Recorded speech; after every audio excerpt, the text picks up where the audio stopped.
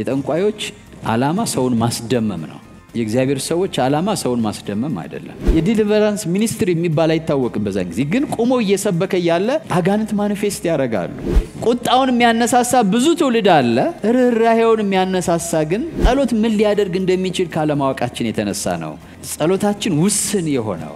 አንዳንድ ጊዜ የማያዩት ሰው ፊቱን የማያዩት ግልብስ የለበሰ ሰው ቤታቸው ሲራመድ ያያሉ።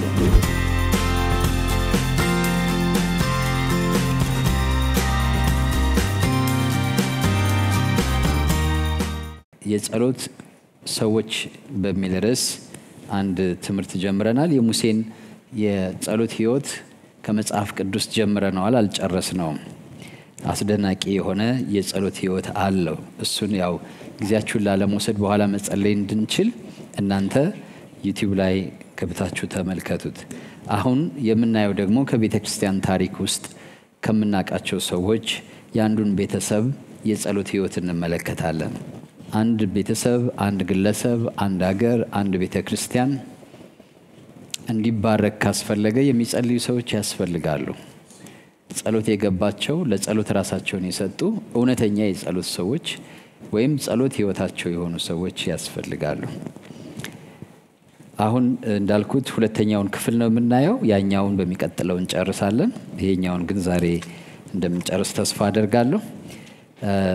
ከቤተ ክርስቲያን ታሪክ ለምንድነው ማየት አሁን በዚህ በእኛ ብዙ ጊዜ የማይደፈረው ነገር ከቤተ ክርስቲያን ታሪክ የቅዱሳንን ህይወት አንስቶ ትምህርት መስጠት አልተለመደም። እንግዲህ ዛሬ አደርገዋለሁ ማለት ነው።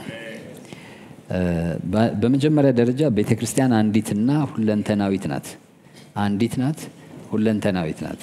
ማለትም የጥንቱም ያሁኑም አንድ አካል ነን። ስለሆነም በጥንት ዘመን እና የሆነ አገር የተደረገ ነገር በክርስቶስ አካል ውስጥ የተደረገ ነገር ነው።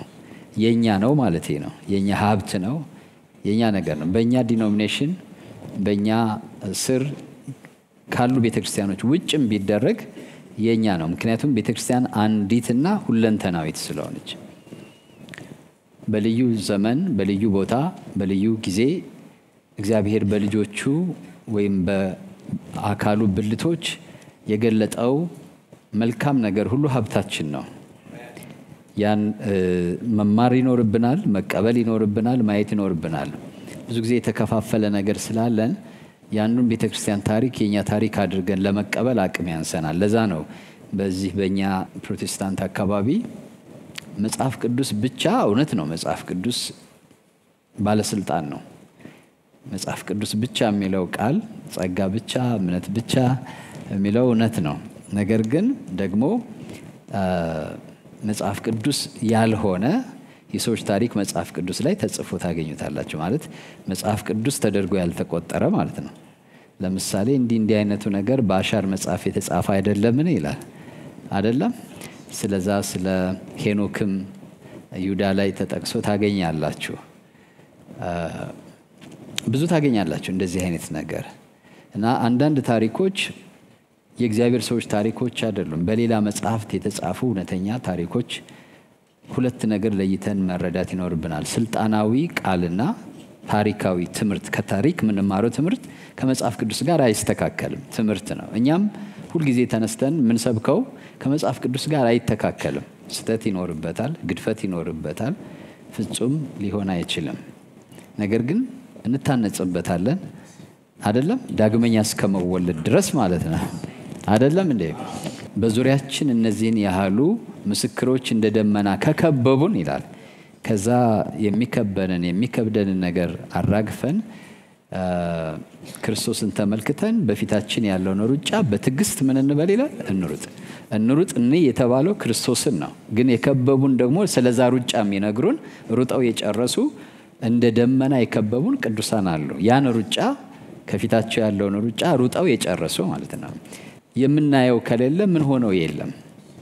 አንድ ክርስቲያን የሚያየው መኖር አለበት። ክርስቶስን ማየት አለብን፣ ልክ ነው።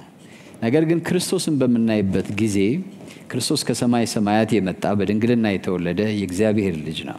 እኛ ደግሞ ከአቶ ከሌና ከወይዘሪት ከሌ ከወይዘሮ ከሌ የተወለድን የሰው ልጆች ነን። ከዚህ የተነሳ በሚስጥራዊ ወይም ውስጣዊ በሆነ መልኩ ክርስቶስ ያደረገውን የማድረግ የኖረውን የመኖር አቅምና ጉልበት ወይም ፍላጎትና መሻት አይኖረንም። ድብቅ የሆነ የልዩነት ምክንያት አለ። እሱና እኛ ልዩ ነን የሚል አለ። ግን ጌታ ኢየሱስ ክርስቶስ ደግሞ እሱን እንድንከተለው ደቀ መዝሙር አድርጎናል። ተከተሉኝ ብሎናል አይደለም? ሐዋርያውም እንደተናገረው እንከተለው ዘንድ ፍለጋውን ትቶልን ሄዷል ይላል። ስለዚህ ቀላሉ ነገር እርሱን የተከተሉትን ስናይ፣ እርሱን ተከትለው የጸኑትን ስንመለከት፣ እንደ ደመና የከበቡንን ምስክሮች ማለት ነው ስንመለከት፣ እኛ ከኛ እንዳንዱ ስለሆኑ እነሱ ያደረጉትን የማድረግ ፍላጎት የሆኑትን የመሆን ፍላጎት ያድርብናል። እግዚአብሔር አንድም የኛን ነገ የሚናገረው በሰዎች ሕይወት ነው፣ በሰዎች ባዮግራፊ ማለት ነው። በሱ ይናገረናል። ብዙዎቻችን ጥሪያችንን እና ስጦታችን ውርስ ነው ማለት ስፒሪቹዋል ነገር ውርስ ነው ማለትም እግዚአብሔር አንድ ጊዜ ለምድር የሰጠው ቢሆንም አንዱ ካንዱ እየወረሰው የሚቀጥል ነው እስከ መጨረሻው ዘመን ማለት ነው። እየሰማችሁ ነው? ለምሳሌ አንዱ ሐዋርያ ሲሄድ ሌላው ሐዋርያ ይተካል። አንዱ ነብይ ሲሄድ ሌላው ነብይ ይተካል። አንዱ ወንጌላዊ ሲሄድ ሌላው ወንጌላዊ ይተካል። አንዱ ፓስተር ሲሄድ ሌላ ፓስተር ይተካል። ማለት በአንድ ቤተክርስቲያን ብቻ ሳይሆን በዓለም አቀፏ ቤተክርስቲያን ውስጥ እግዚአብሔር ትውልድን እየተካ ያስቀጥላል። ትውልዱን በአይን የምናየውን ትውልድ ብቻ ሳይሆን ያ በአይን የምናየው ትውልድ ሲለዋወጥ የማይለዋወጠው ለቤተክርስቲያን የወረደው ጸጋ ከአንዱ ጄነሬሽን ወደ አንዱ ጄነሬሽን ይተላለፋል ማለት ነው። ስለዚህ የትውልድን ማለት የእግዚአብሔርን ሴትና ወንድ ልጆች የህይወት ታሪክ፣ አገልግሎት፣ መሰጠታቸውን፣ ጥሪያቸውን፣ ባዮግራፊያቸውን ስናውቅ አንዳንዶቻችን የኛ ጥማትና ረሃብ በነዛ ሰዎች ውስጥ እናገኘዋለን። ምክንያቱም ተተኪ ስለሆነ እግዚአብሔር ተተኪ አድርጎ ስላመጣል ለዘመናችን ማለት ነው። ስለዚህ የቀደሙንን ወይም በዙሪያችን ያሉትን እንደ ደመና የከበቡንን ምስክሮች ህይወት የማንመለከት ከሆነ ደሴት እንሆናለን። ለዛ ደግሞ የተፈጠረ የለም። እኛ ኮኔክትድ ነን ካልነበረው ካለውና ከሚመጣው ጋር የተያያዝን ነን። ግልጽ ነው እያልኳችሁ ያለ። ስለዚህ መነሳሳታችንም ይብን ጸጋ መካፈላችንም ያለው በዛ ዕውቀት ውስጥ ነው። የቅዱሳንን ተጋድሎ ታሪክ ማወቅ በጣም ያስፈልጋል። ዕብራውያን ምዕራፍ 11 የአባቶችን ገድል ነው የሚተርከው። ስለነዚህ ሁሉ እንዳልተርክ ጊዜ ያጥረኛል ብሎ ያቆምና ምዕራፍ 12 ላይ እንግዲህ እንደዚህ አይነት ብሎ ይናገራል። ኢብን እንኳን ስለ ጸሎት እንኳን ሲናገር ኤልያስ እንደኛ አይነት ሰው ነበረ ብሎ በአጠቃላይ እግዚአብሔር እኮ በግለሰቦችና በእስራኤል ታሪክ ነው የተናገረ።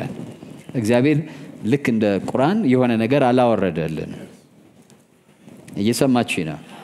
በሰዎች ከመጀመሪያው ጀምሮ በአዳም እና ሔዋን ውድቀት ጀምሮ ከዛ እስራኤልን መርጦ በእነዚህ ሰዎች ህይወት ነባራዊ ህይወት ውስጥ ነው እግዚአብሔር ራሱን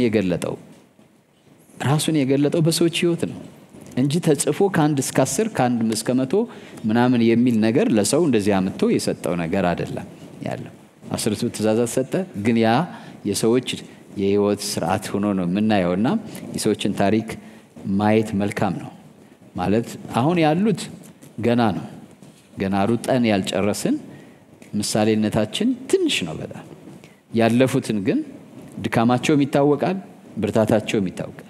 ዳዊትም እንደዚሁ ድካም ብርታት ነበረው። አብርሃም፣ ሙሴ ሁሉም ድካም ብርታት እንደ ሰውነታቸው ነበራቸው እና ሌሎችም እንደዚሁ። እና አንዳንድ ጊዜ የኛ ዘመን የሆኑ ሰዎችን መማር ይከብደናል በጣም።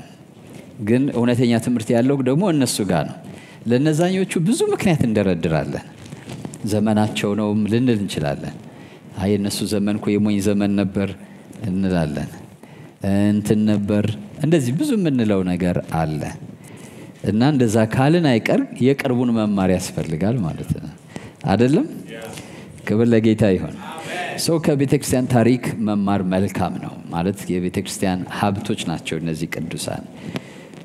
ከሙሴ ህይወት እንደተማር ነው ማለት ነው። አሁን በዚህ ክፍል የምንመለከተው በ18ኛው ክፍለ ዘመን በ18ኛው ማለት በ17 ምናምን ማለት ነው። በ18ኛ ሲባል በ1730 በ1720 ማለት 40 50 ማለት ነው። በዛ ክፍለ ዘመን የነበረን የታላቅ ተሐድሶና መነቃቃት ምክንያት የሆነን አንድ ቤተሰብ ነው የምናየው። ቤተሰብ ነው የምናየው፣ ግለሰብን ሳይሆን ቤተሰብን እናያለን። ብዙዎቻችን በስም የምናውቀው ዲኖሚኔሽን አለ፣ ሜቶዲስት የሚባል። ሜቶዲስት የተባለው ቤተ እምነት ወይም ዲኖሚኔሽን ዋና መስራች የሆነው አንድ ቤተሰብ ነው። በአሁኑ ጊዜ ይሄ ዲኖሚኔሽን ከ80 በላይ ሌሎች ዲኖሚኔሽኖች በስሩ አሉት። ላይክ ዩናይትድ ሜቶዲስት ምናምን ሜቶዲስት እየተባለ በስሩ ከ80 በላይ ሌሎች ዲኖሚኔሽኖችን ወይም ቤተ እምነቶችን አፍርቷል። አጥቢያ ቤተክርስቲያኖችን ሳይሆን ዲኖሚኔሽኖችን ማለት ነው። የምእመናቸውን ቁጥር ግን አንዳንዶቹ ከ37 ሚሊዮን በላይ በአሁኑ ሰዓት ብዙ ቀንሶ ማለት ነው ከ37 ሚሊዮን በላይ ነው ይላሉ። ሌሎቹ ደግሞ እስከ 80 ሚሊዮን ነው። ራሳቸው ሜቶዲስቶች 80 ሚሊዮን በላይ ነን ይላሉ። የሜቶዲስት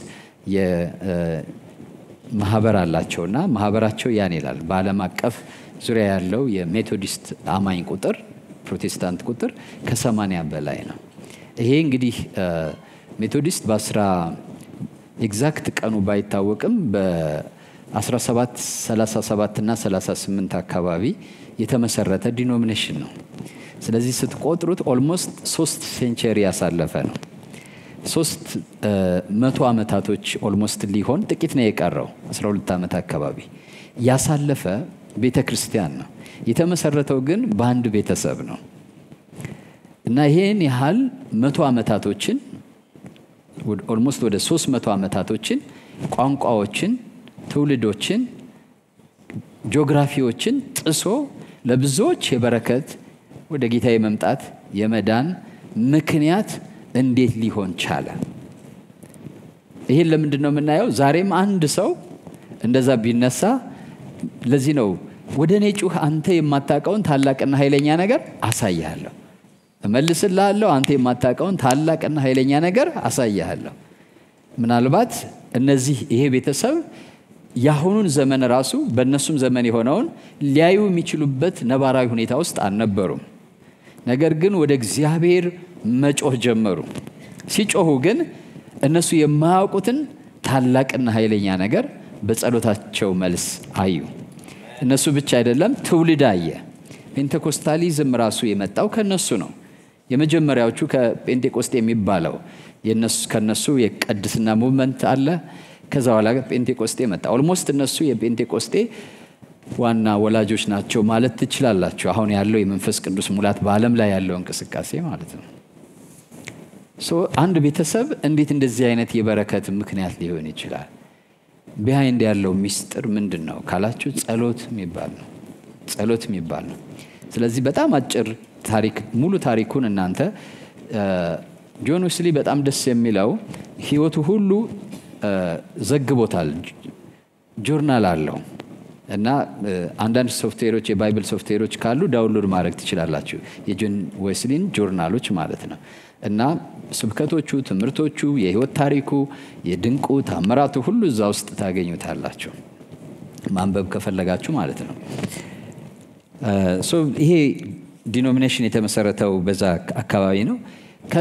ይሄ ቤተሰብ ትልቅ ቤተሰብ ነው። ማለትም እናታቸው ወይም አባት በአጠቃላይ ልጆቹ 19 ልጆች ነው የተወለዱት በዛ ቤተሰብ ውስጥ። ከነዛ ውስጥ ግን ለዚህ ትልቅ መንፈሳዊ ሪቫይቫልና ተሐድሶ ምክንያት የሆኑት ደግሞ 3ቱ ናቸው። ማለትም እናታቸውና ጆን ዌስሊ፣ ቻርልስ ዌስሊ የሚባሉት ናቸው። እነዚህ 3ቱ ናቸው፣ 2 ልጆችና እናታቸው። እናቶች በደም ስሙኝ ወይም አባቶች ወይም ወጣቶች። ለዚህ ሁሉ ደግሞ ዋና መነሻዋ እናታቸው ነች፣ ቀዳሚዋ እሷ ስለሆነች ማለት ነው። እቺ እናት የ19 ልጆች እናት ብትሆንም በዛ ዘመን እናት መሆንና አሁን ዘመን አንድ አይነት አይደለም። የዛሬ 300 ዓመት እናት መሆንን አስቡት። ለዛው ደግሞ የ19 ልጅ እናት መሆን ብትሆንም የኢኮኖሚ ችግር አለ። በመሃል የልጆች ጤንነት ችግር አለ። እንዳሁኑ ዘመን አይደለም። ከ19 ልጆች መካከል 9ኙ በሞት አታለች። እቺ እናት ግን አስደናቂ የሆነ የጸሎትና የመንፈሳዊ ህይወት የነበራት እናት ናት። ለዚህ ሁሉ ሪቫይቫል መነሻ ላይክ እንደ ክብሪት የሆነችው ማለት ነው። እናንተን እና እኔን እግዚአብሔር እንደዛ ያደርጋል። ሱሳን ትባላለች። ሱሳን ዌስሊ እሷን ትንሽ ልንገራችሁ በጣም አጭር በሆነ እንዳልኩት የ19 ልጆች እናት ነበረች። ሱሳን ዌስሊ በየቀኑ 2 ሰዓት ለጸሎት ለይታ ነበር። በየቀኑ 2 ሰዓት ማለት ሌላው የምትጸልየውን እየሄደች ተቀምጣ ምናምን ቀርቶ ጀስት የምትበረከክበት ማለት ነው። የ19 ልጆች እናት ሆና ልጆችን በጣም ባጠረ ኢኮኖሚ አብቃቅታ የማስተዳደር በጣም የገንዘብ እጥረት ነበረባት። በታሪክ ውስጥ ችግር ነበረ የኢኮኖሚ። ከዛ የጤንነት ችግር የልጆች አለ። አቴንሽኗን የሚፈልግ በጣም ብዙ ነገር አለ። ያን ሁሉ ተቋቁማ ግን የመደበችው ሜቶዲስት የሚለው ቃል ራሱ ቅጽል ስማቸው ነው። የሚያደርጉትን ነገር ሁሉ በቋሚነት በስርዓትና በወጥነት የሚያደርጉ ቤተሰቦች ናቸው።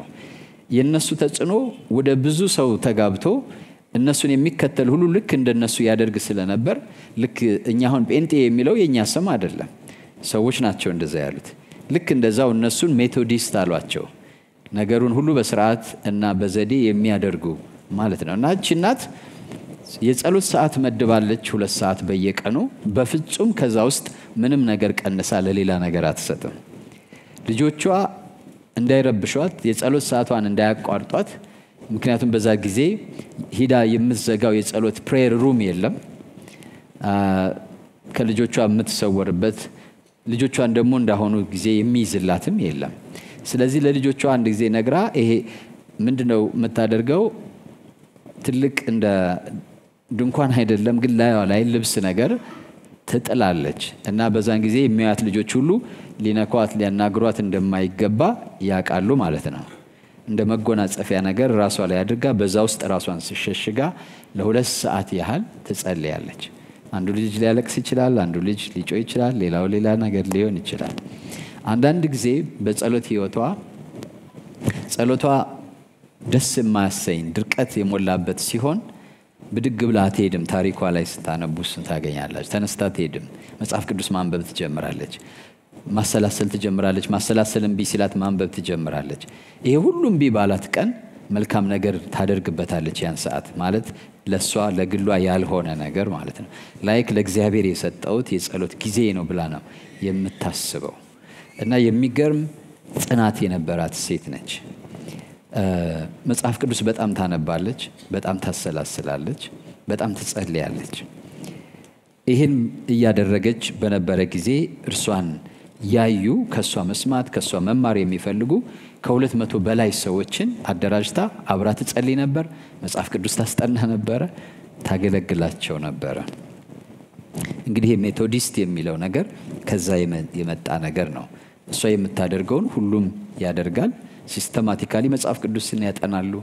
እንደዚሁም ሜቶዶሎጂካል በሆነ መልኩ ይጸልያሉ ማለት ነው። እቺ ሴት ከጌታ ጋር የነበራት ስርዓት ያለውና የተሰጠ ህይወት በልጆቿ ህይወት ላይ በተለይም ደግሞ በጆን ዌስሊ እና ቻርልስ ዌስሊ ላይ በጣም ኃይለኛ ተጽዕኖ ፈጥሯል። እያዩ ነው ያደጉት።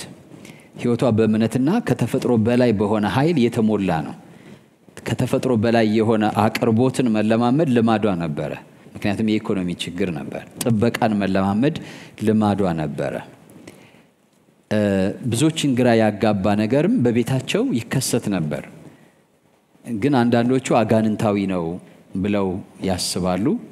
እሷ ግን አጋንንታዊ ነው ብላ አታስብም። ሞር ከእግዚአብሔር ጋር በጣም የቀረበች ሴት ስለሆነች ምን አይነት ነገር ይከሰት ነበር? ልጆቿም የሚሰሙት ቤተሰቡ እንዳለ የሚሰማው ነገር ይከሰት ነበር። ለምሳሌ የሰው ኮቲ ማዳመጥ ኮመን ነበር። የሆነ ሰው ሲገባ በሩ ሲከፈት ይሰማሉ ቤታቸው። እቃዎች ሰው የሚያንቀሳቅሳቸው ሳይኖር ሲንቀሳቀሱ ያያሉ። እና አንዳንድ ጊዜ የማያዩት ሰው ፊቱን የማያዩት ግን ልብስ የለበሰ ሰው ቤታቸው ሲራመድ ያያሉ። እና ብዙ ሱፐርናቹራል የሆኑ ከተፈጥሮ በላይ የሆኑ እንግዳ ነገሮች በቤታቸው ይከሰት ነበር። እና እሷ ምንም ሳትረበሽ ያን ነገር ትከታተለው ነበር። እነ ጆን ዌስሊ ባደጉ ጊዜ ይሄ በልጅነታቸው ጊዜ ነው የሆነው። ባደጉ ጊዜ ከተፈጥሮ በላይ ለሆነ ነገር ክፍት እንዲሆኑ ለመንፈስ ቅዱስ በጣም ክፍት እንዲሆኑ ካደረገው ነገር አንዱ ይሄ ነው ትላለች እሷ ስትናገር። እና በቤቷ ውስጥ ከተፈጥሮ በላይ የሆነ እንቅስቃሴ የተለመደ ነገር ነበር። ለምን በየቀኑ ይሄ እንግዲህ ምላችሁ በአሁኑ ዘመን አይደለም።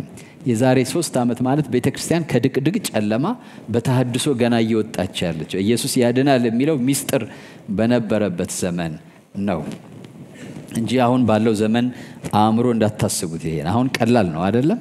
ኢየሱስ ያድናል የሚለው ኮመን ኖሌጅ ሆኗል። አሁን የብዙ ሰው የጋራ እውቀት ነው። በልሳን መናገር አሁን በሚዲያ እንኳን መናገር አያሳፍርም። በአሁኑ ሰዓት ብዙ ሰዎች በሚዲያ በልሳን ይናገራሉ፣ በሚዲያ በልሳን ይጸልያሉ።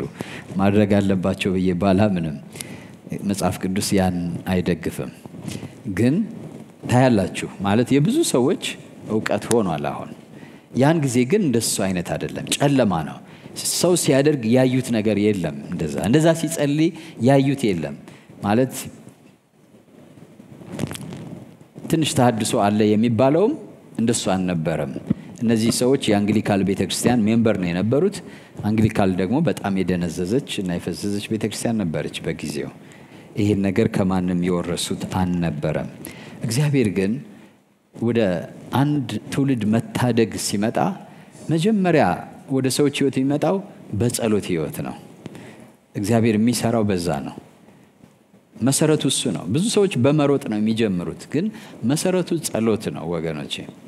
አንድ ቤት የሚገነባው፣ አንድ ትውልድ የሚገነባው፣ አንድ ቤተክርስቲያን የሚገነባው ተጽዕኖ እስከምን ይሆናል?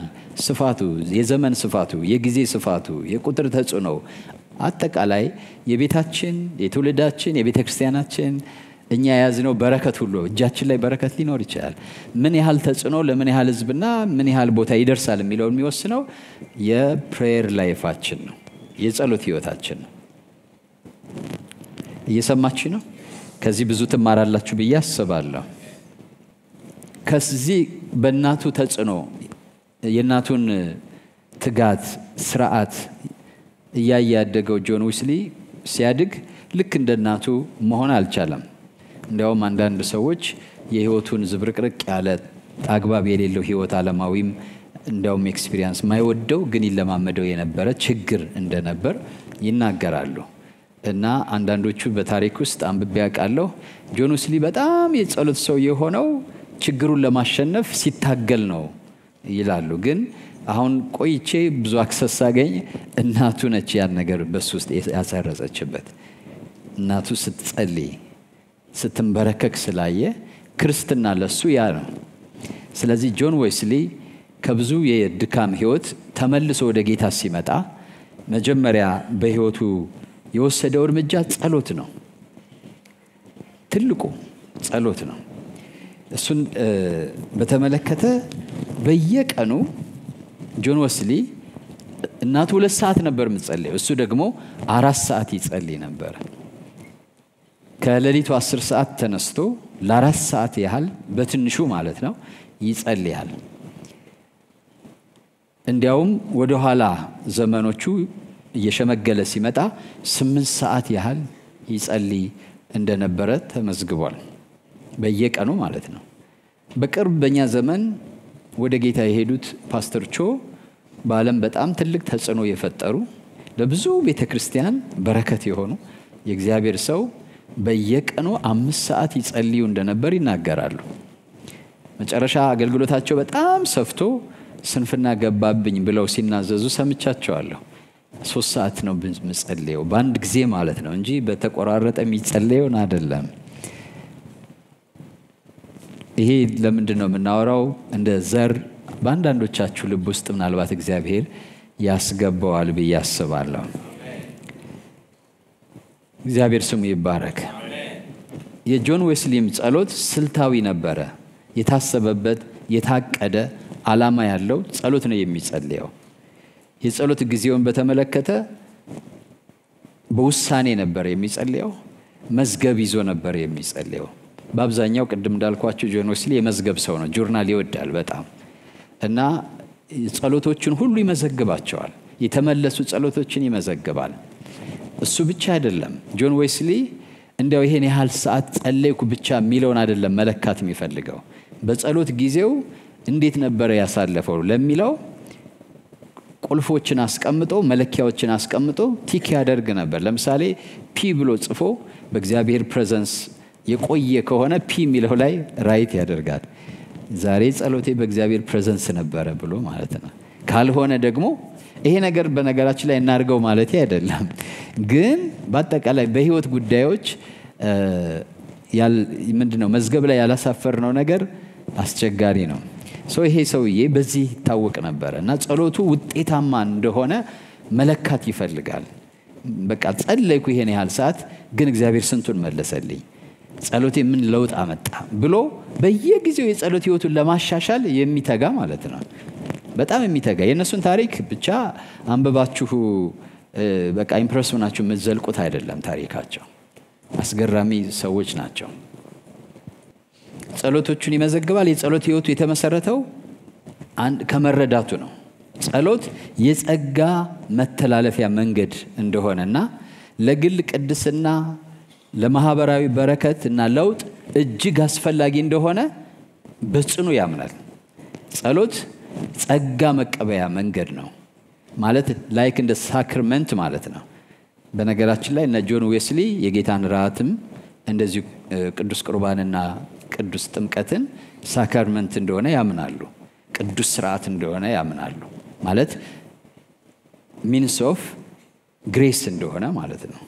እና እሱ ጸሎት is a means of grace ብሎ ያምናል። የሙሴን የጸሎት ህይወት ስታዩ በጸሎት ከእግዚአብሔር ጋር ሲያሳልፍ የሚናገራቸውን ነገሮች ስታዩ ያ ህይወቱ ከክብር ወደ ክብር ወይም ከአንድ መንፈሳዊ እድገት ወደ ሌላ መንፈሳዊ እድገት ምን ያህል እንዳደገ ትመለከቱታላችሁ።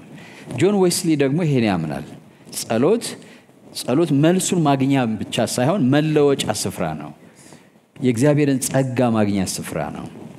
እንደዛ አይደለም የሚለው ዕብራውያን ምዕራፍ 4 ላይ አይደለም ምሕረትን እንድናገኝና በሚያስፈልገን ጊዜ የሚረዳንን ጸጋ እንድንቀበል ወደ ጸጋው ዙፋን በእምነት ምን እንበል ይላል? እንቅረብ ይላል። ስለዚህ ብዙ ጸጋ እንዲበዛለት የሚፈልግ ሰው ወደ ጸጋው ዙፋን መቅረብ አለበት ማለት ነው። ያ ጸጋ ነው እንግዲህ ያልሆነውን እንድንሆን የሚያደርገን። ያ ጸጋ የሌለን እንዲኖረን ያደርገናል። ያልቻልነውን እንድንችል ያደርገናል። በምንም ታሪክ ልንሆነው ማንችለውን ነገር የእግዚአብሔር ጸጋ ግን እንድንሆን ያስችለናል። ክብር ለስሙ ይሁን። ስለዚህ በመሰረታዊነት ይህ መረዳቱ ተጽዕኖ ፈጥሯል። እኛም አሁን መሰረታዊ መረዳታችን መስተካከል አለበት። ጸሎት ምንድነው? ጸሎት እንዲያው ስርዓት መፈጸሚያ ነው ወይ? ጴንጤ ስለሆንኩ የግድ በቃ በአካል ማድረግን ማረጋገጫ ነው ወይ? አይደለም፣ መሆን የለበትም። ይሄ ትልቅ ነገር በህይወቱ ፈጥሯል። ለጆን ዌስሊ ቅድስና ከዳግመኛ ልደት በኋላ ሁሉም ክርስቲያን ሊለማመደው የሚገባ መንፈሳዊ ልምምድ ነው። ከዛ በኋላ የሜቶዲስት ቤተክርስቲያን ዶክትሪን ሆኖ ነው የቀረው። ማለት አንድ ሰው ጌታን ሲያገኝ ዳግመኛ ይወለዳል። ልክኛ መንፈስ ቅዱስ ሙላት እንደምንለው እነሱ ደግሞ መቀደስ የሚባል ኤክስፒሪየንስ አለ ብለው ያምኑ ነበረ። እና ጆን ዌስሊ እንደዛ ብሎ ያምናል ሲሪየስሊ። ስለዚህ ይጸልያሉ ማለት ነው። ጸሎቱንም አፌክት ያደርጋል ያ እምነቱ። ስለዚህ ቅድስናን በየዕለቱ መለማመድ ካለበት በየዕለቱ መጸለይ አለበት። በየዕለቱ ጸጋ መቀበል አለበት።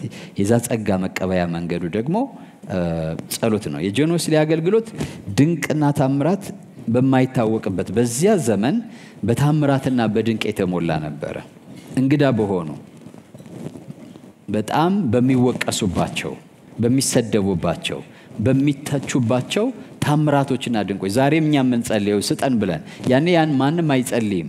ሲያያቸው እነሱን እነዚህ ፋናቲኮች፣ እነዚህ ሱፐርስቲሽን የሚለማመዱ እነዚህ ምናምኖች ነበሩ የሚባሉት። ምክንያቱም እንደዛ አይነት ነገር አቁሟል ተብሎ ታውጇል።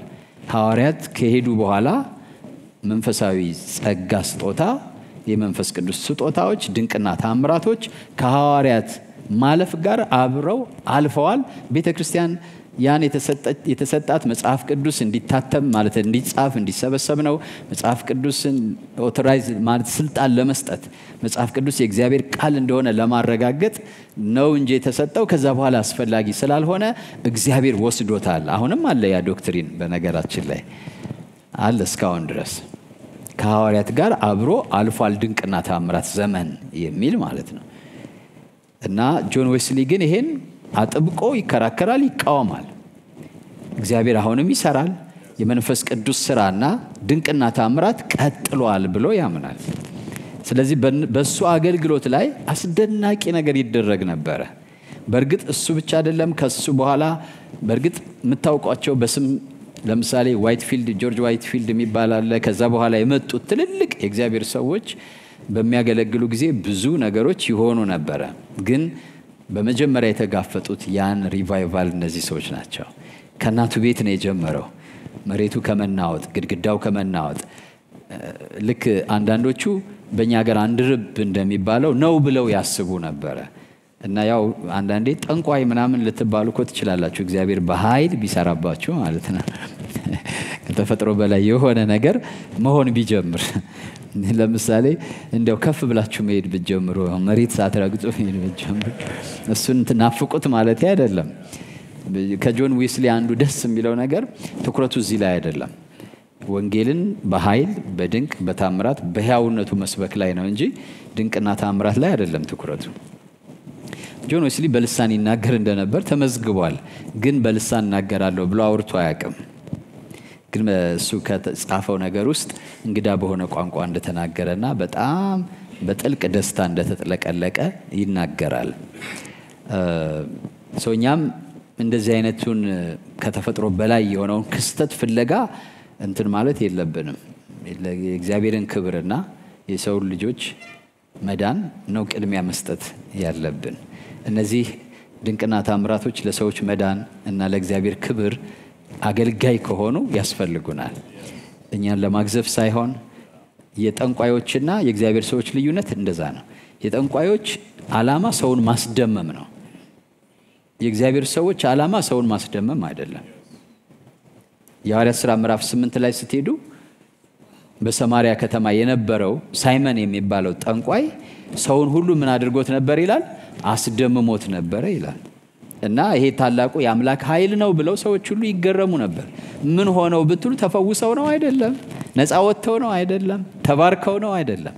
ግን ባይናቸው ፊት የሆነ ነገር ያደርጋል እና ይደመማሉ ሰዎች። የእግዚአብሔር ሰዎች ዓላማ ማስደመም አይደለም፣ እግዚአብሔርን ማስተዋወቅ ነው።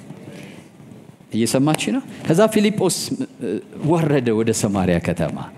እርሱ ግን ያደርጋት የነበረው ታምራት ምንድነው ብትሉ አጋንንትን ከሰዎች ላይ ያስወጣ ነበር፣ ጉንድሾች ይራመዱ ነበር። ስለዚህ ሰዎች የእግዚአብሔርን ፍቅር እንዲረዱበት፣ ርኅራኄ እንዲረዱበት፣ የእግዚአብሔርን እንዴት እኔን ማን ብሎ አስቦኝ ነው መጥቶ ይፈወሰኝ ብለው ይሄን ማሱ ካልሆነ በማንም ያልተቻለ ነገር ያደረገው። የሚገርማችሁ የእግዚአብሔር ታምራት ሁሉ ጊዜ ፍቅሩን በልባችን ውስጥ ያፈሳል። እምቢተኛ ካልሆነ በቀር ያ ሰው ለዛ ነው ሰዎች ሲመሰክሩም ሲፈወሱ የሚያለቅሱበት ምክንያት። እንዲያው መደነቅ ብቻ ሳይሆን መንፈስ ቅዱስ ሲሰራ ኢየሱስን አብሮ ያስተዋውቃል። የመስቀሉ ውጤት ነው ያ ፈውስ፣ የመስቀሉ ውጤት ነው ያ ታምራት፣ የመስቀሉ ውጤት ነው ያ ድንቅ እና ያ ጫና አብሮ አለ፣ ያ ኢንፍሉዌንስ አብሮ ነው የሚመጣው። የክፉ መንፈስ ግን እንደሱ አይነት አይደለም። you don't feel የእግዚአብሔር መገኘት አይሰማችሁም። እግዚአብሔር መገኘቱ አይሰማችሁም፣ አትወቀሱም።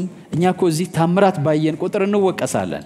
የእግዚአብሔር መገኘት በመጣ ቁጥር ብዙዎቻችሁ ምናልባት ከእንግዲህማ ጸልያለሁ፣ ከእንግዲህማ ያን ኃጢአት አላደርግም፣ ከእንግዲህማ እንደዛ አልሳሳትም እያላችሁ ነው የምትወጡት። ለምን? ክርስቶስን የሚያከብር የእግዚአብሔር መንፈስ አለ። እስኪ ስንት ሰው እንዲያው በውሳኔ ወጥቶ ያውቃል? እዚህ የእግዚአብሔር መገኘት ሲመጣ እስኪ ንገሩኝ። ማለት ወሰናችሁ አታውቁም? ከእንግዲህ በኋላ አነባለሁ ወይም ልትሉ ትችላላችሁ። ከእንግዲህ በኋላ ጾማለሁ፣ እስኪ ጾማለሁ ብሎ ወስኖ ወጥቶ የሚያውቅ ከእንግዲህ በኋላ መንፈስ ቅዱስ ሲነካችሁ ማለት ነው። ከእንግዲህ በኋላ በቃ ሰዓቴን ምናምን እንደዚህ ምናምን ፎክረን እንወጣለን። ያ የእግዚአብሔር ሀልዎት የሚያመጣው ሆሊ ኢንፍሉዌንስ ነው፣ ወደሱ የማቅረብ ነው። ግን ከሱ ያልሆነ የሚያስደምም እግዚአብሔርን ትዝ አያሰኛችሁም፣ ክርስቶስን ትዝ አያሰኛችሁም። ወይ ነገሮችን ነው የምታዩት፣ የሆነ ነገር ላይ ነው ትኩረቱ። እርሱ በመጣ ጊዜ እኔን ምን ይለኛል ነው ያለው? ያከብረኛል። ከኔ የሆነውን ደግሞ ወስዶ ምን ይላቸዋል? ይነግራቸዋል። የመንፈስ ቅዱስ ልዩነት እዚህ ላይ ነው። ስለዚህ እነ ጆን ዌስሊ 4 ሰዓት እስከ 8 ሰዓት ጸልየው ሄደው ሲያገለግሉ የሚሆን ነገር አለ። የሚገርማችሁ ነገር ማለት እነሱ ይሁን ብለው አይደለም፣ ኢብን እጅ አይጭኑም፣ ኢብን አይጸልዩም። ጆን ዌስሊ ግን እያገለገለ ሰዎች እንደው ምን ይላል ታሪካቸው ላይ ልክ ሞገድ ወይም መብረቅ እንደመታቸው ሆነው ይወድቃሉ እና እንደሞተ ሰው ሆነው ይቆያሉ ለብዙ ጊዜ ማለት ነው። ሲነሱ አንዳንዶቹ የሆነ ነገር አይተው ይነሳሉ። አንዳንዶቹ እሱ እየሰበከ ካቅማቸው በላይ የሆነ መቃተት ሲቃ ውስጥ ይገባሉ። ለቅሶ ውስጥ እግዚአብሔርን እንደበደሉ የእግዚአብሔር ፍቅር ይታያቸዋል። ይሄ ዝም ብሎ ሰዋዊ የሆነ ማስተዛዘን አይደለም ነገራችሁ። የመንፈስ ቅዱስ ኃይል ሲንቀሳቀስ የሚሆን ነገር ነው። ከዚህ ያለፈ ነው። የሚገርማችሁ በዛ ዘመን የዚህ ሰው አገልግሎት ዴሊቨራንስ ነበረ። ማለት የዴሊቨራንስ ሚኒስትሪ የሚባል አይታወቅም በዛን ጊዜ። ግን ቆሞ እየሰበከ ያለ አጋንንት ማኒፌስት ያደርጋሉ። ሰዎች ተንቀጥቅጠው ወድቀው መሬት ሲደበድቡ ለሃጫቸውን ሲያዝረከርኩ እንዳልሆነ ሲሆኑ ሲያይ ይሄ አጋንንት ነው ብሎ በጣም የሚገርማችሁ ነገር ቻርልስ ዌስሊ ደግሞ ወንድምየው ልክ እንደሱ ነው። የጸሎት ሰው ነው። በጣም የጸሎት ሰው ነው። እሱ ግን የተሰጠው ደግሞ ሌላ ነገር ነው። ከተፈጥሮ በላይ የሆነ መዝሙሮቹን የመድረስና የማዜም ስጦታ ነበር የተሰጠው። ይሄኛው ሰባኪ ነው፣ ያኛው ደግሞ ዜማ እና ወንጌልን የክርስቶስን ድል፣ የክርስቶስን አሸናፊነት፣ የክርስቶስን ሕይወት፣ ክርስቶስ ማን እንደሆነ በአጠቃላይ የሚሰብከው በዝማሬ ነበረ እና በሚገርም ሁኔታ በነገራችን ላይ ወደ 6600 በላይ መዝሙሮች አሉት።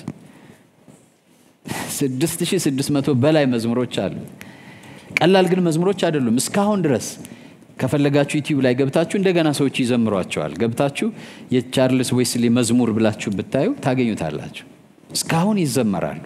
ምናልባት ሰባት ለአምላክ ደብተርም የድሮውን ብታገላብጡ አንዳንድ መዝሙሮች እሱ ናቸው። 200 እና 300 ዓመት አልፈው እስካሁን ድረስ እግዚአብሔርን እያከበሩ ያሉ ማለት ነው። እና ወንድምየው ሲሰብክ አጋንንት ሲገለጥ ምን እንደሚያደርግ ታውቃላችሁ? የወንድሙን እነዛን የወንጌል መዝሙሮች ይዘምራል። አጋንንት ጮሆ ለቆ ወጥቶ ይሄዳል። ሁለት ነገር ነው፣ ይጸልያል፣ ይዘምራል። የቻርልስ መዝሙር እየተዘመረ በጆን አገልግሎት አጋንንት ይወጣል። ምን አይነት ቤተሰብ ነው? ዛሬ ያቀናት እንዲገባብን ነው ይሄን ማካፈላችሁ። ያሁኑ መዝሙራችን እንዴት ነው ነው?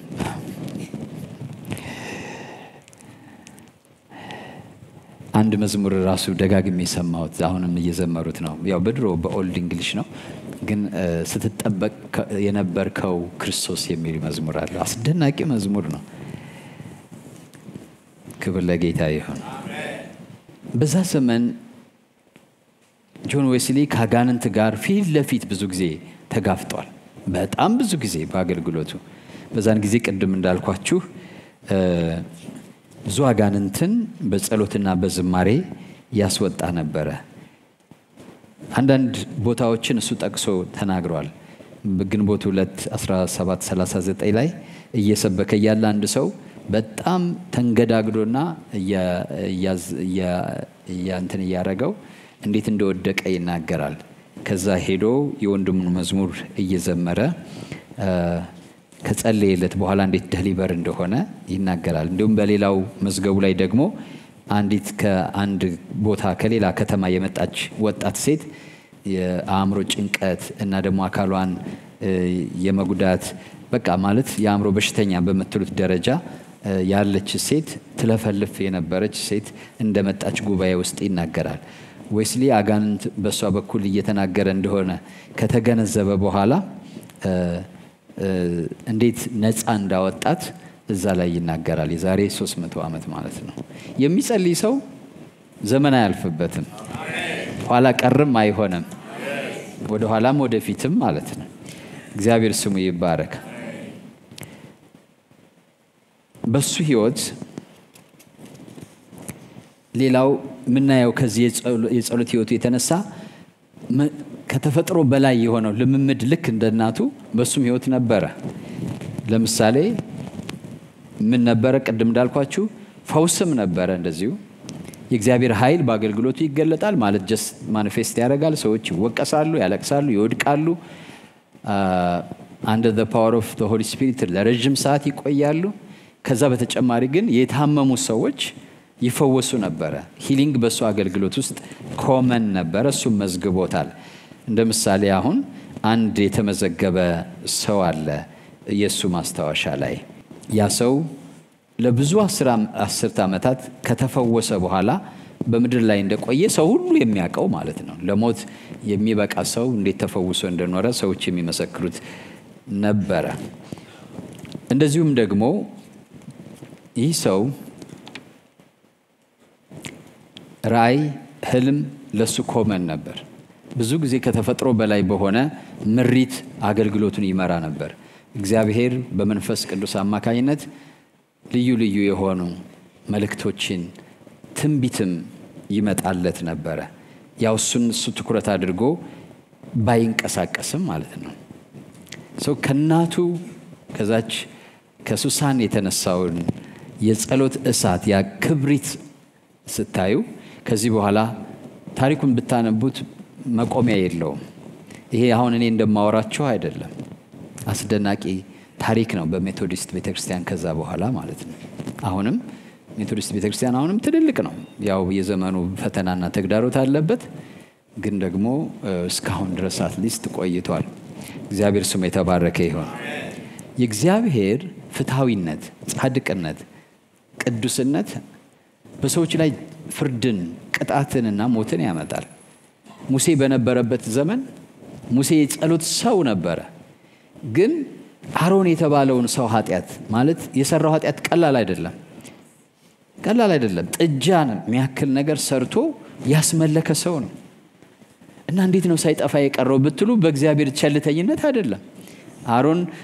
የአሮንን መልክና ቁመና አይቶ እግዚአብሔር እስቲ ሶኬ ብሎ ትቶት አይደለም። ነገር ግን ያን በሰማ ጊዜ ወንድሙ ሙሴ 40 ቀንና 40 ሌሊት እህል ውሃ ሳይል በእግዚአብሔር ፊት ስለሱ እንደወደቀ ራሱ ይናገራል። አሮን የእግዚአብሔር ቁጣ በነደደበት ጊዜ በእግዚአብሔር ፊት እንደቀድሞው 40 ቀንና 40 ሌሊት ስለሱ ወደቅኩኝ አለ። ከዛ እግዚአብሔርም ተለመነኝ። እንዴት ደስ ይላል! እግዚአብሔር ለቤታችሁ ይለመናችሁ። እግዚአብሔር ለሀገር ይለመነን። እግዚአብሔር ለልጆቻችን ይለመነን። ፍጻሜያቸው ሊበላሽ ላለ እየተንገዳገዱ ላለ የእግዚአብሔር ቁጣ የእግዚአብሔር ፍርድ እየመጣባቸው ላሉ ሰዎች እግዚአብሔር የጸሎት ጊዜ ነው ሲለን እሱን ነው። ለሀገራችን፣ ለመሪዎቻችን፣ ለቤተ ክርስቲያን መሪዎች፣ ለፖለቲካ መሪዎች፣ ለልጆቻችን፣ ለቤተ ክርስቲያን ማን አለ? እግዚአብሔር እንደዛ ይናፍቀዋል። እግዚአብሔር በሰዎች ጸሎት መመራት ይፈልጋል። ይሄ ቃል ቢከብድም እግዚአብሔር እኮ እነዚህ 3 ሰዎች በፊቴ ቢቆሙ ሐሳቤን አልቀይርም ብሎ ሲናገር ታስታውሳላችሁ። ዳንኤል፣ ኢዮብ፣ ሳሙኤል ነው። ማን ነው? ሳሙኤል። እነዚህ በፊቴ ቢቆሙ ይሄን አልተውም ማለት ምን ማለት ነው? ብዙ ጊዜ አስቀይረውታል ማለት ነው። ልክ ነው። አሮንን ሊያጠፋው ተነሳ።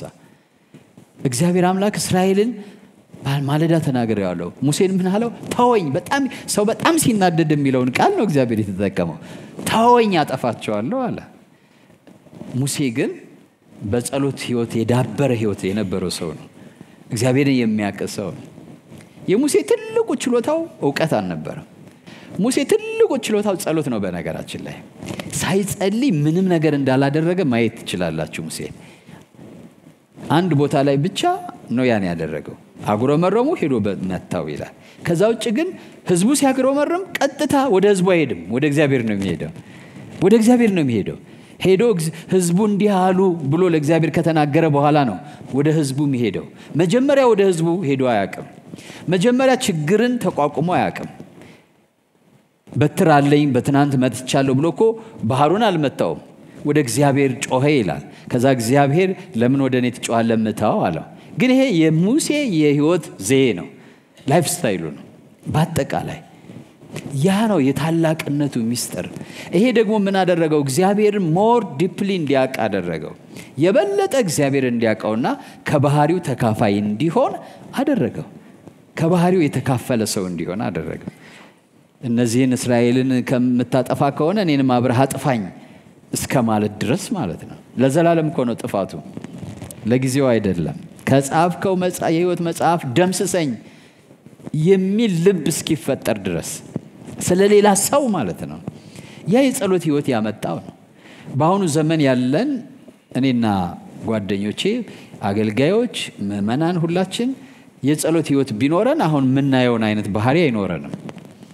ሰልፍሽ የሆነ ራስ ወዳድ የሆነ ስንጸልይ አንዱ ትልቁ ነገር ለእግዚአብሔር ያለንና ለሰው ያለን ነገር ይቀየራል።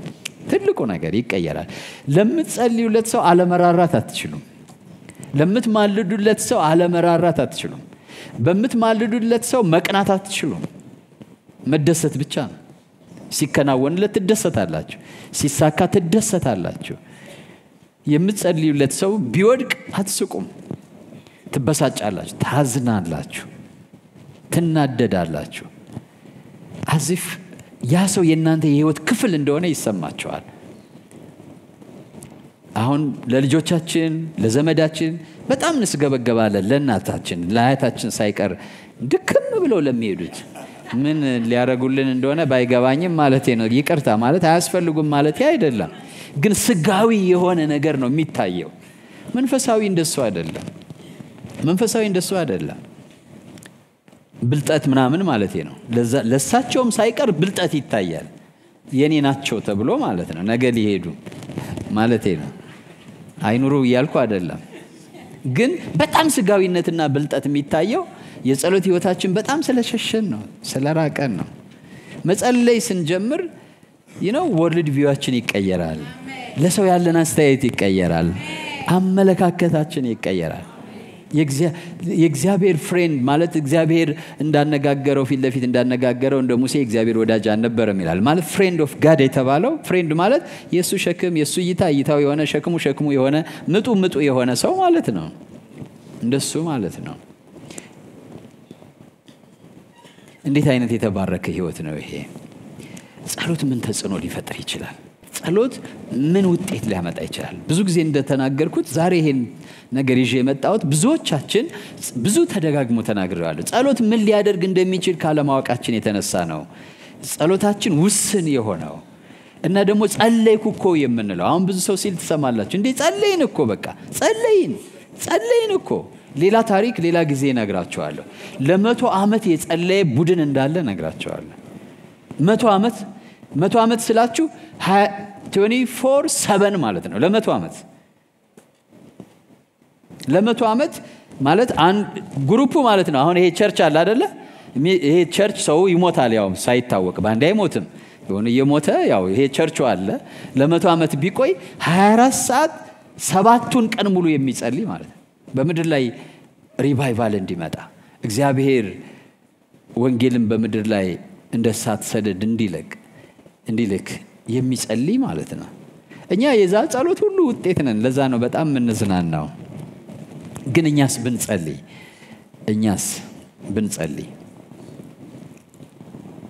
ብንጸልይ ለውጥ አይመጣም ወይ? ታሪክ አይቀየርም ወይ? ወደ እኔ ጩህ እመልስልሃለሁ። አንተ የማታውቀውን ይሆናል ብለህ ገምተው የማታውቀውን እቺ እናት የ19 ልጅ እናት እኮ እኛ እኮ 3 ልጅ በማሳደግ ነው ምክንያታችን ራሱ 2 ልጅ ማሳደግ ነው ምክንያታችን ራሱ ኢቭን ባላችን ራሱ ምክንያት ነው። ልጅ እንኳን ባይኖር እንዴት ዳር እኮ ነው 19 ልጅ ያላት ሴት ማለት ነው። በዛ ዘመን ምክንያት ሳታደርገው የጸሎት ቤት የለኝም ሳትል፣ የጸሎት ጊዜ የለኝም ሳትል፣ ልጆችን ማን ይዝልኛል ሳትል የከፈለችው መስዋዕትነት እነ ጆን ዌስሊን ወለደ፣ እነ ቻርልስ ዌስሊን ወለደ። ዛሬ ይሄን መልእክት ነው ማስተላለፍ የምፈልገው። ማን ነው? እግዚአብሔር ምን አለ? በፈረሰው ቅጥር በኩል ማን ይቆምልኛል? ምድሪቱን እንዳላጠፋት ዝም ብላችሁ ሰምታችሁታል። አጥፊው ማን ነው? ራሱ። ማጥፋት ደግሞ አይፈልግም። ሁለት ኮንትራዲክት የሚያደርግ ነገር አለ። አረ የእርዳታ ያለ ማለት ነው። የሚረዳኝ እፈልጋለሁ፣ የሚያግዘኝ። ከዛ ፈለገ አጣ፣ የገዛ ክንዱ አገዘው የሚል አይታችኋል። ማገዝ ማለት የሚማልድ ኢየሱስ ክርስቶስ መጣለት። ይፈልጋል፣ ሰው አጣ ነው የሚለው። የሚማልድ ሰው አጣ፣ ከዛ ግን የገዛ ክንዱ ኃይሉ ማለት ነው አገዘው ይላል። ማለት አጋዥ ይፈልጋል።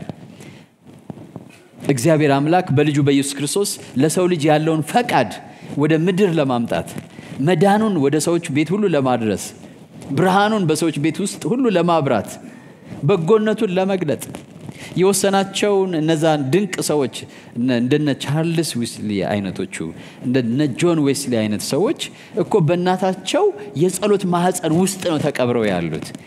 ባትጸልይስ ብላችሁ አስቡ። ባይጸልዩስ እነዚህ ሰዎች ብላችሁ አስቡ። ይሄ ሁሉ ነገር የነሱ ከመሆን ይቀራል ማለት ነው። የነሱ ሀብት ነው ይሄ ሁሉ በሰማይ የሚወርሱት። ስለዚህ እኔና እናንተ መንፈስ ቅዱስ እንዳመለከተን እንደሰጠን ኃይል መጠን እንደገባን መጠን ዛሬ አንድ ውሳኔ መወሰን አለብን።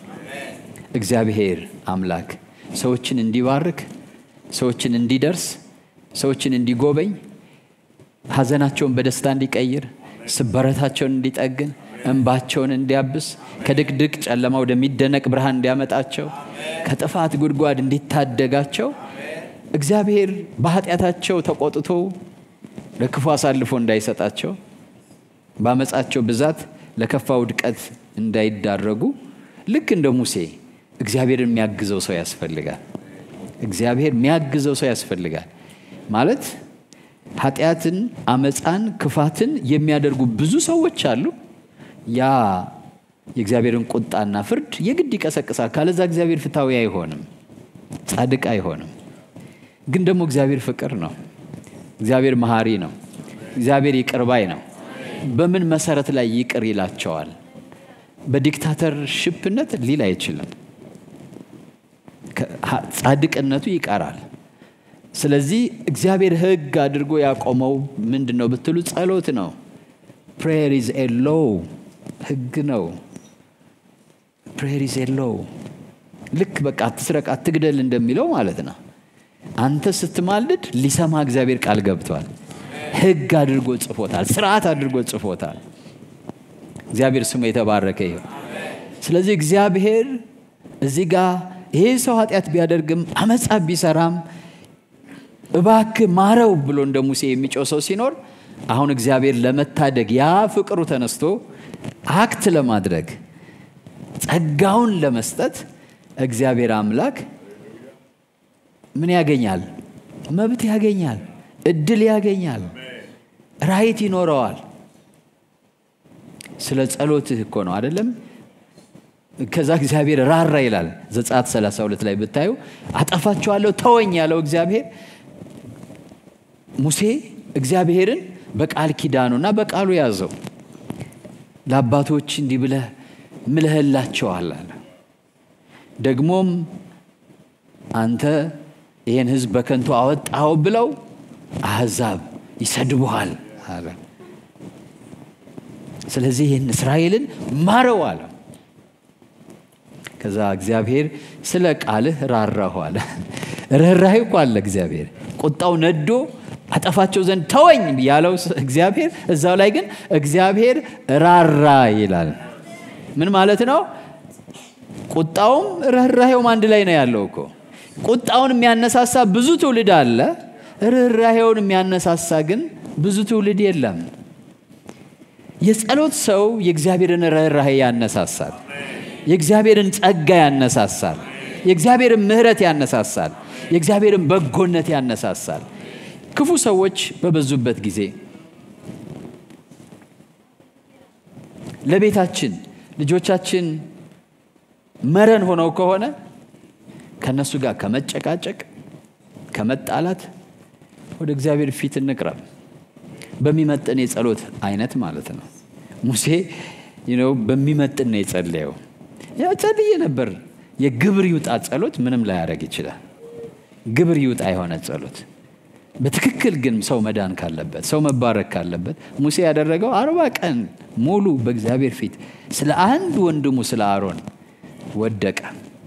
ምክንያቱም ውድቀቱን ጥፋቱን ማየት ማለት ላይፍ አፍተር ማለት ከአሮን ሞት በኋላ ላይፍ አልፈለገም። በስ ምክንያቱ እሱ ነው። ልጆቻችን ቤተክርስቲያን አገልጋዮቻችን ሆነው ማየት ማንፈልገው ነገር ካለ መማለድ አለብን። እየሰማችሁ ነው ወይ? መማለድ አለብን። አይተነው የማናቀው ባለፈው ብያቸዋለሁ ትልልቅ የደስታ ቀኖች የድል ቀኖች ቪክቶሪ ጣፋጭ ነው። ድል ጣፋጭ ነው በሉ እስኪ አረ በደንብ ጮክ በሉ። ከድካም ወጣችሁ ስትበረቱ ከተሸናፊነት ወጣችሁ ስታሸንፉ ጣፋጭ ነው ማለት በጸሎት የሚመጣ ውጤት ጣፋጭ ነው በጣም። ያ ቀን አለ ከፊታችን ጌታ ስሙ ይባረክ። ያ ጊዜ አለ ከፊታችን። ያ ጊዜ የሚናፍቀው ሰው ካለ በጸሎት ማመን አለበት። በጸሎት ማመን አለበት። ትራዲሽናል በሆነ አይደለም። ከሙሴ የጸሎት ህይወት በሚቀጥለው ሳምንት በደንብ እናያለን። እንዴት ነው ኃይል የሚያደርግ ጸሎት ይጸልይ የነበረው የሚለውን ከህይወቱ እንመለከታለን። ተነስተን እንጸልያለን። ጌታ ይባርካችሁ። ዛሬ የቅባት ቀን ነው። ምን ጸልየው ይሄን ዘይት ዛሬ ይዘን እንጸልያለን በዘይት። ነገር ግን የምንጸልየው ደስ እንዲላችሁ ብቻ አይደለም። የሆነ እሳት በህይወታችሁ እንዲነድ ነው። የሆነ እሳት ለሚቀጥለው ትውልድ የምታሸጋግሩት መጥፋት የማይችል የዘመኑ አመጽ የዘመኑ ክፋት የማያጠፋው አንዳንድ እሳት እኮ ውሃ ሁሉ እየተደፋበት የማይጠፋ እሳት አለ።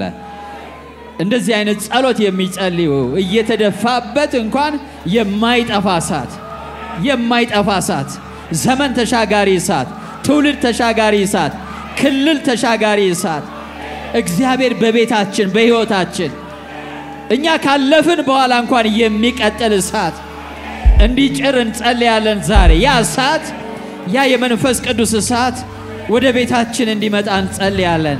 ወደ ህይወታችን እንዲመጣ እንጸልያለን። ነገራችን እንዲቀይረው እንጸልያለን። በጌታ በኢየሱስ ስም ቀጥሉ ጸልዩ። እግዚአብሔር ሆይ በሉት። ይቻላል ወገኖቼ። ያቺ እናት ሱሳን ከቻለች አንቺ ትችያለሽ። አንተ ትችላለህ። አንቺ ትችያለሽ። አንተ ትችላለህ። እግዚአብሔር ልብሽን ይነካዋል። እግዚአብሔር ልብህን ይነካዋል። ቤትህን ይቀይረዋል። አቅጣጫሽን ይቀይረዋል። ሃሌሉያ ሃሌሉያ። ጸልዩ። እግዚአብሔር ሆይ የለውጥ ምክንያት የበረከት ምክንያት ሃሌሉያ ጌትዌይ ያድርገን እግዚአብሔር። መግቢያ በር ያድርገን እግዚአብሔር። ወደ ከተማ መግቢያው፣ ወደ ሀገር መግቢያው፣ ወደ ህዝብ መግቢያው ያድርገን እግዚአብሔር። እግዚአብሔር በር ያድርገን።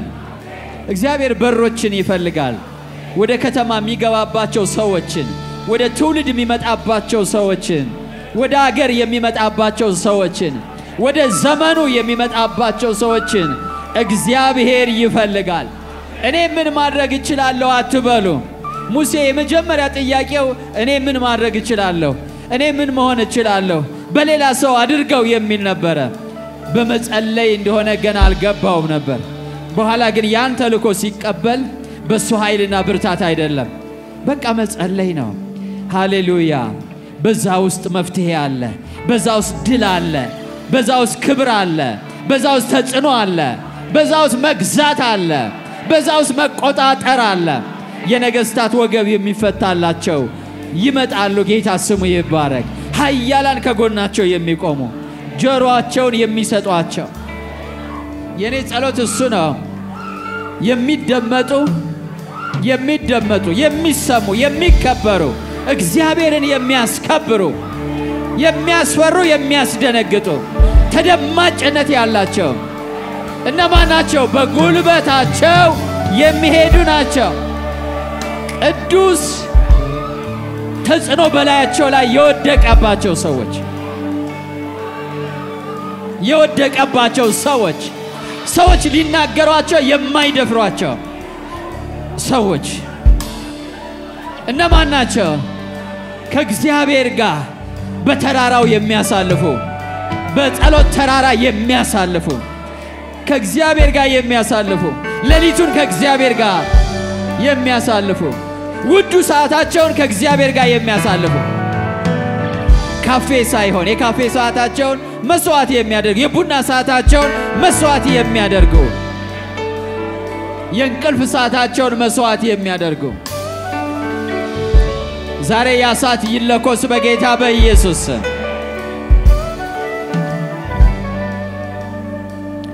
ምድረ በዳን ሕይወት ይለውጣል ይለውጣል ይለውጣል ዛሬ እናት ትነሳ ዛሬ አባት ይነሳ በጌታ በኢየሱስ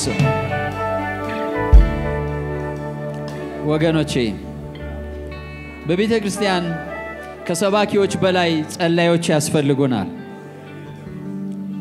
ከፓስተሮች በላይ ማላጆች ያስፈልጉናል እነሱ ናቸው ፓስተሮችን የሚወልዱት ፓስተር አይደለም ፓስተሮችን የሚወልደው ማላጆች ናቸው የሚወልዱት አልቃሾች ናቸው የሚወልዱት በእግዚአብሔር ፊት የሚያነቡ ናቸው የእግዚአብሔርን በረከት ጸጋ በክርስቶስ ኢየሱስ የተሰጠንን ጸጋ ለቤተ ክርስቲያን የሚያስለቅቁት ማላጆች ናቸው ሳይታክቱ የሚማልዱ ሳይታክቱ የሚያነቡ ናቸው እኔ አላውቅም ምን አይነት እሳት እንደሚለኩስባችሁ ምን አይነት ቅናት ምን አይነት ፍላጎት ምን አይነት መሻት ምን አይነት እምነት ምን አይነት ድፍረት በእናንተ ውስጥ እንደሚያመጣ እኔ አላውቅም ግን ጌታ ያመጣል አምነዋለሁ የሆነ ነገር እንደየግላችሁ ያመጣላችኋል ሃሌሉያ ቤታችሁ የበረከት ምንጭ ይሆናል ነገር ከናንተ አያበቃም እናንተ ስትቀበሩ ሁሉ ነገር አይቀበርም የሚቀጥል ነገር በእናንተ ይቀጥላል ከናንተ ጋር ሁሉ ነገር አይቀበርም አንዳንዱ ሰው እኮ ገና በህይወት እያለ ነው ነገር ሁሉ የሚቀበርበት አይደለም የሆነ በህይወት እያለን ሳይሆን ሞተንም እንኳን ነገራችን አይቀበርም እግዚአብሔር በጸሎት ጉልበት ያስነሳናል የጸሎት መንፈስ ይወርድብናል በጌታ በኢየሱስ ስም ይሄን እንደ 2018 ጀምሮ ቀሪ ዘመናችን 40 ዓመት ኑሩ ከዚህ በኋላ 50 ዓመት ኑሩ ከዚህ በኋላ 30 ዓመት ኑሩ ከዚህ በኋላ ቀሪ ዘመናችሁ ከእግዚአብሔር ጋር ለመስራት እግዚአብሔር ይፈርዳል ግን ከምህረቱ ጋር ለመስራት እግዚአብሔር ይቆጣል ከትግስቱ ጋር ለመስራት እግዚአብሔር ይቀስባል ከማዳኑ ጋር ለመስራት ዛሬ ወስኑ በጌታ በኢየሱስ ስም ሃሌሉያ እዚህ ያለነው አሁን የምህረቱ ውጤቶች ነን ሁላችን የቁጣ ውጤቶች አይደለንም ስለማረን ነው እዚህ ያለነው ስለታደገን ነው እዚህ ያለነው ቢቀስፈንስ ኑሮ ቢቆጣስ ኑሮ በኃጢአታችን ቢቆጣ በአመጻችን ቢናደድና የማለደልን ባይኖርስ ሃሌሉያ እንቀጥላለን ጌታ ስሙ ይባረክ ሃሌሉያ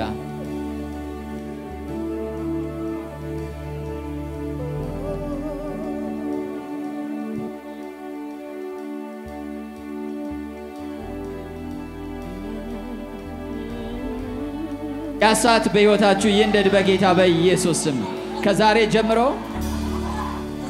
ጌታ ሆይ በሉት ያችን የ19 ልጆች እናት ያስነሳህ እኔን አስነሳኝ በጸሎት ኃይል አስነሳኝ በመልጃ መንፈስ አስነሳኝ ጌታ ሆይ አስነሳኝ ምሕረትን ቀስቃሽ ቸርነትን ቀስቃሽ ትግስትን ቀስቃሽ አድርገኝ ጌታ ሆይ አባት ሆይ በጌታ በኢየሱስ ስም በሉት በጌታ በኢየሱስ ስም ቁጣውን የሚቀሰቅስ ብዙ ትውልድ አለ እናንተ ምህረቱን የምትቀሰቅሱ አድርጎ ያስነሳችሁ የጌታን ምህረት ቀስቃሽ አድርጎ ያስነሳችሁ ምህረቱን ቀስቃሽ አድርጎ ያስነሳችሁ ቸርነቱን ቀስቃሽ አድርጎ ያስነሳችሁ የምታነሳሱ የእግዚአብሔርን ምህረት ጠይቁት። ጌታ ሆይ ለትውልድ ምህረትን ማነሳሳ ሰው አድርገኝ፣ ለትውልድ ቸርነትን ነጋሪ ሰው አድርገኝ።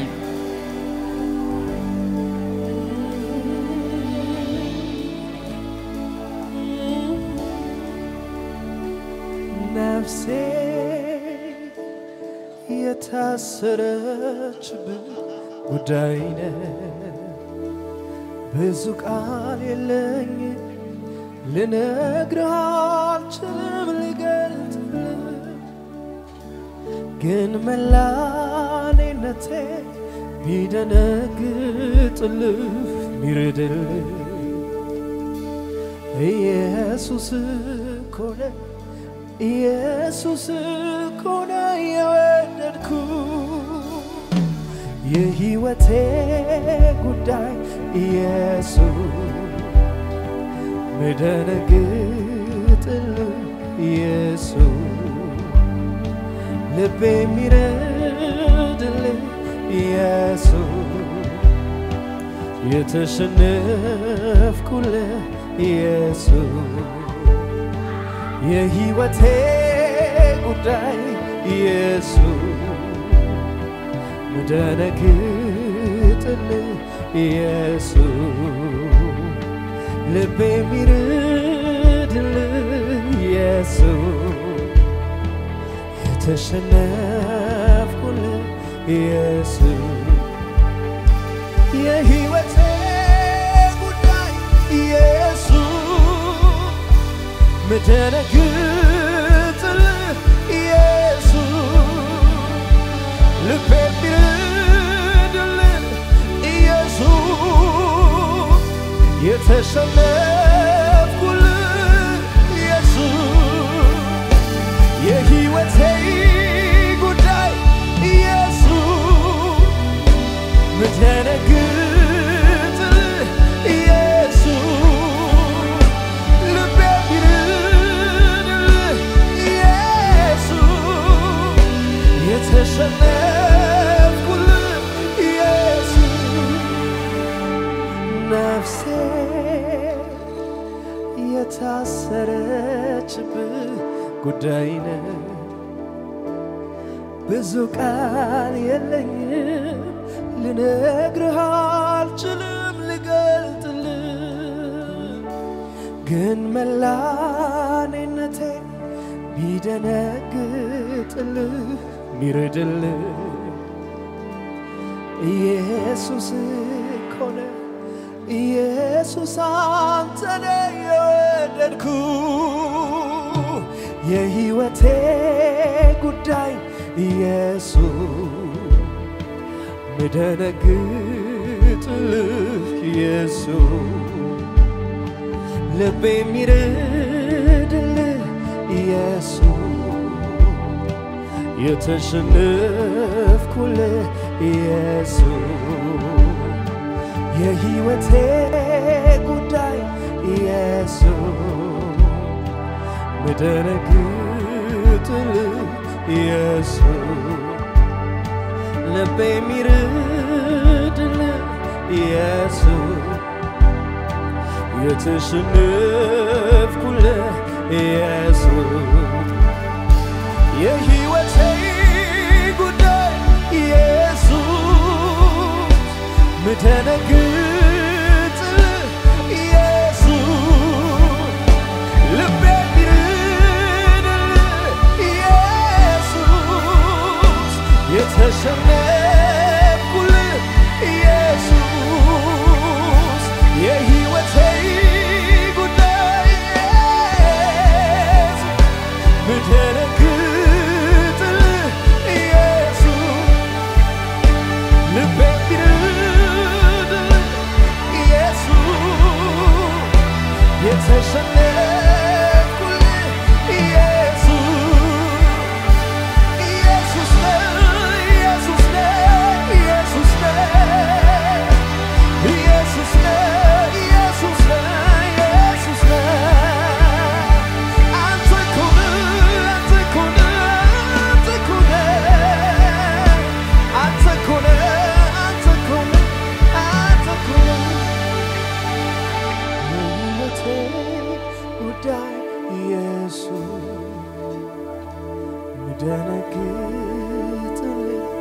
ኢየሱስ ልቤ የሚርድ ኢየሱስ የተሸነፍኩልህ ኢየሱስ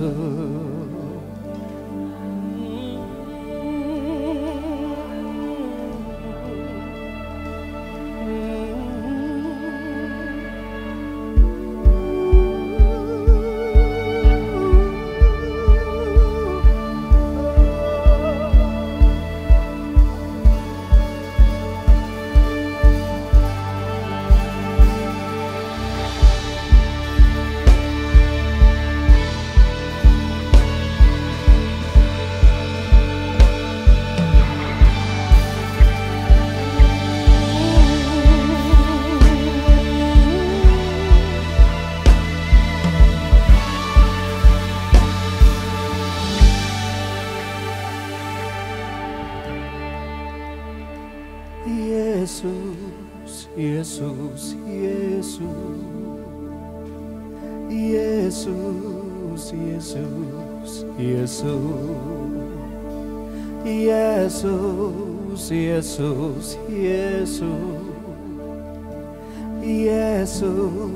ኢየሱስ ኢየሱስ ይገርማል ኢየሱስ ይገርማል ይገርማል ኢየሱስ ይገርማል ይገርማል ኢየሱስ ይገርማል ይገርማል ኢየሱስ ይገርማል ይገርማል ኢየሱስ ይገርማል ይገርማል ኢየሱስ ይገርማል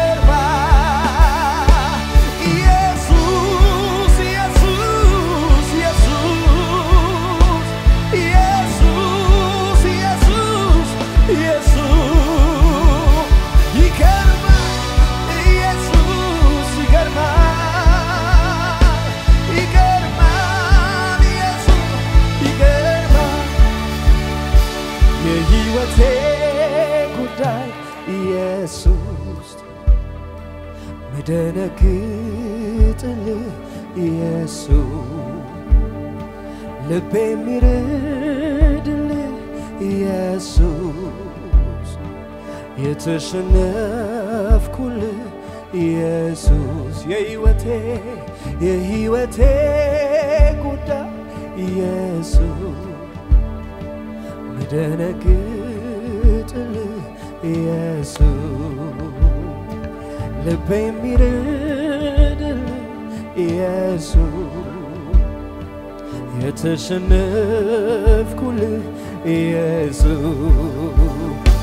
የሕይወቴ ጉዳይ ኢየሱስ ምደነግጥልህ ኢየሱስ ልቤ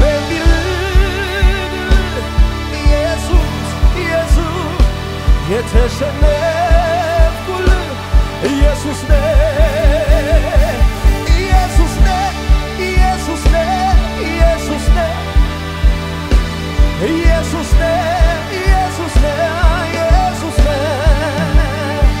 አንተ እኮ ነህ አንተ እኮ ነህ አንተ እኮ ነህ አንተ እኮ ነህ አንተ እኮ ነህ የሕይወቴ ጉዳይ ኢየሱስ መደነግጥልህ ኢየሱስ ልቤ የሚርድልህ ኢየሱስ የተሸነፍኩልህ